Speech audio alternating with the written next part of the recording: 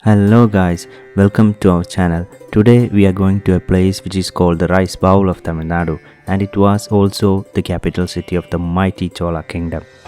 In this video we'll be focusing on the world famous Brihadeeshwara Temple, Thanjavur Palace, Thanjavur Dolls and Veena. Without much delay, let's go to the video. Today we'll be staying in Abbey's residency. It's very close to the temple and it only costs 2000 rupees per night, which I felt is absolute value for money. When we create a Thanjavur video, we can't proceed without giving an intro about Chola kingdom. Chola started as a very small country on the banks of Kaveri river, which is indicated with an orange color in this map. Later, Rajaraja Chola and Rajendra Chola were the true reasons behind the expansion of Chola kingdom. They were too powerful, and Rajaraja Chola started the expansion on the south and southwest region, which is followed by his son Rajendra Chola. Rajendra Chola has got a name Gangaikonda Cholan, which means the conqueror of Ganga, because he expanded the kingdom till Ganga basin and made Cholas an empire. They even have super powerful naval forces, and using that they have gained control over many foreign lands. These foreign lands are called Malaysia, Singapore, Thailand, Maldives, etc. in the present world map. To showcase the power and wealth of Chola kingdom, the king Rajaraja Chola has decided to build something unique, something big on the capital city of Thanjavur, and that is called the Brihadeeshwara Temple of Thanjavur. It's also called as the Big Temple because it is one of the biggest Shiva temples in the world. Next day morning itself we headed straight to the temple. We don't want to waste a single moment. Just as Rajaraja Chola envisioned, this temple stands tall even after 1000 years without any problem, showcasing the skill and power of Chola kingdom. This temple can be seen anywhere from Thanjavur, and it's also a UNESCO World Heritage Site. We have reached the temple and this is the outside Gopura. This one itself is absolutely amazing. That makes me wonder what's inside. This is the aerial view of the temple. The first one is called Raja Gopuram, that's built by Maratha kings. The second one is Keralantaka Gopuram, that's built after defeating Kerala kings, and the third one is Rajaraja Gopuram. I like to start with an apology to the viewers because it's nearly impossible for me to capture the real beauty and the size of these things. I recommend each one of you to come here and see this marvel in person. Inside the third gate there is a cloak room on the right side where you have to keep your bags, shoes and other big things. This temple was initially called as Rajarajeshwaram Temple, but later it's changed to Brihadeeshwara Temple, which means the temple of Lord Shiva. Locals call it as Thanjai Periya Kovil. Since it's the morning time, there are a lot of devotees. Look at this guy, he's also enjoying the peace here. This temple has got a bunch of specialities. The first speciality is the height of this tower. It's called Vimana. It's almost 66 meters high. You can compare it with the person standing underneath to understand the real scale. Another speciality is that it is built using 130,000 tons of granite. Concrete is not used to stitch these stones together. Instead, they have used a special locking mechanism to lock these stones together to build it. Another amazing fact is that the round-shaped structure that sits on top of this tower, it weighs almost 80 tons. 1000 years back, there were no cranes or mechanical support to do that. Granite was not available at Thanjavur, so they have to carry it from Pudukkottai, which is almost 100 kilometers away. Next challenge was to place the Vimana on top of the tower. For that, they have built a 6-kilometer long ramp.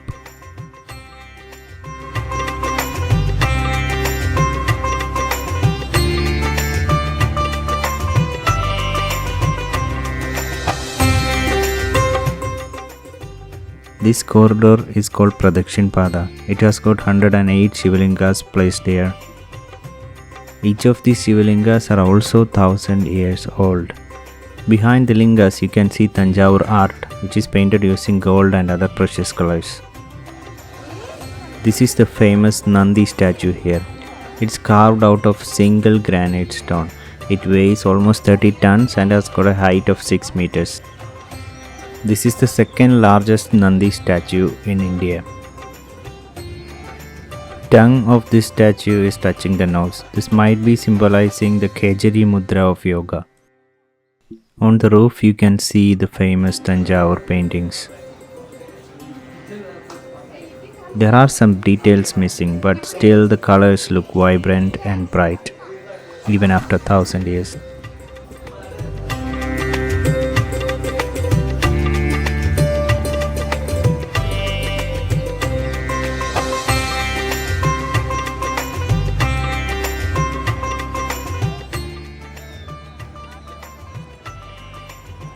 As we go inside the temple, the Shivalinga here is one of the biggest in India.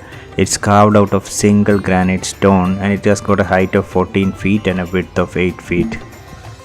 Look at the beauty of this place. But please note, taking Instagram reels is not allowed here, and I don't recommend doing that in this sacred place. This temple doubles as a massive historical archive, just because whatever information I have told so far has been written on these stones.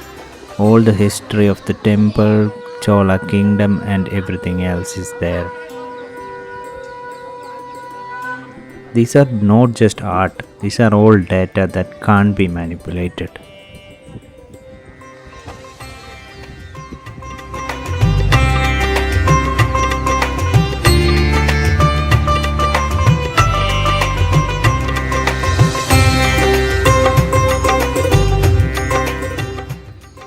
I recommend all my viewers to come here. It's worth visiting. Now let's go out and explore Thanjavur. These are the famous Thanjavur dolls, but these ones are made out of plastic. So let's go to an actual store. There's a huge doll placed outside, and inside there are a lot of varieties of dolls available. They are professionally made, so the price starts from 1000 rupees onwards. It's not cheap. Dolls are available of different size, shape and design. Next section is of Thanjavur painting. As I already indicated, they use special colors and gold to do this. The smaller one costs 1000 rupees and the bigger one costs more than a lakh.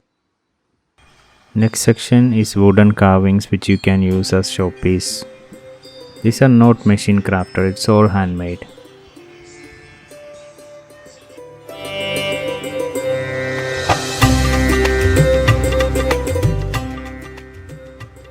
We bought this beautiful dancing doll as a souvenir of Thanjavur.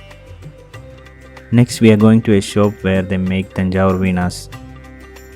From outside the shop doesn't look much appealing, but their products are absolutely fantastic. They have invited us inside to have a look. Look at the design in this Veena.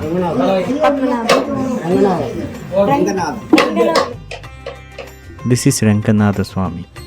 Just imagine the time and effort that went in to build something like this. These are all partially completed Veenas. On our request, they have agreed to take us to their godown where completed Veenas are placed. Here they have Veenas starting from 40,000 to several lakhs, depends on the work that has gone into.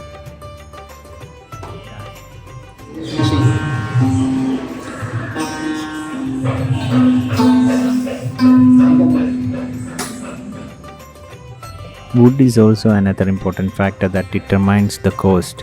If it is a single piece of wood, then the price is more.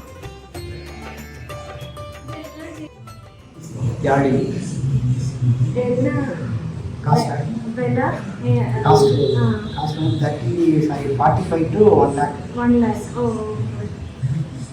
It's 75. 75. Good quality. 60. Over work over difference. அது வந்து joint வினை. 3 joint 1 2 3 joint. அது single piece. இது வந்து ஃபைபர்ல designing plastic seat இருக்கு. அது light carving. வுட்ல carving பண்றது. இது லைட் கார்விங், இது full carving. Full carving red கூட திருப்பணம். This one is electric. We have to connect an external speaker to hear the sound.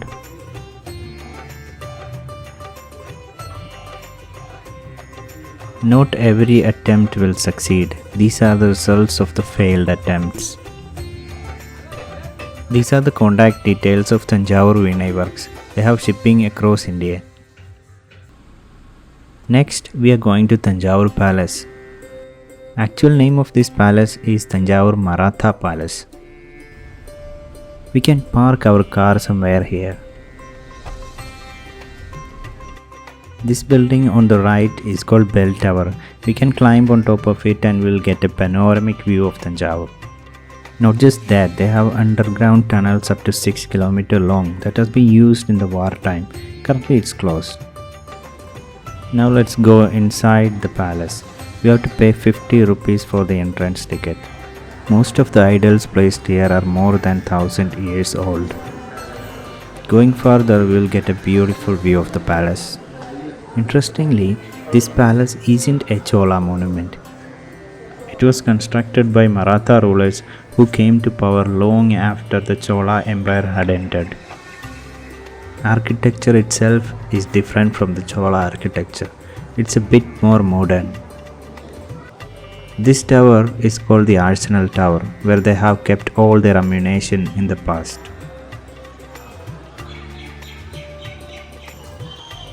This is Saraswati Mahal Library. It's one of the oldest libraries of Asia. This library contains some critical information related to astronomy and ancient medicine, and that too written in palm leaf manuscripts.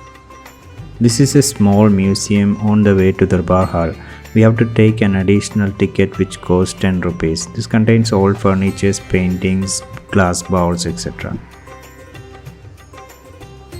We have now entered the Nayak Darbar Hall. This is where the Nayak kings used to hold their royal assemblies and meet with their officials.